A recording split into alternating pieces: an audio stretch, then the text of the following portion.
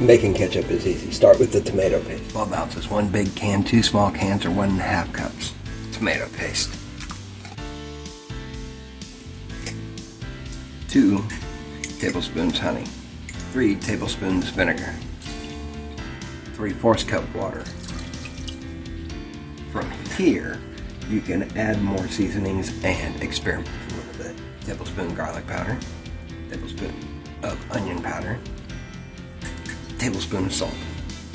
Stir and simmer for 5 minutes. And because it's me, I'm going to add a little bit of white pepper.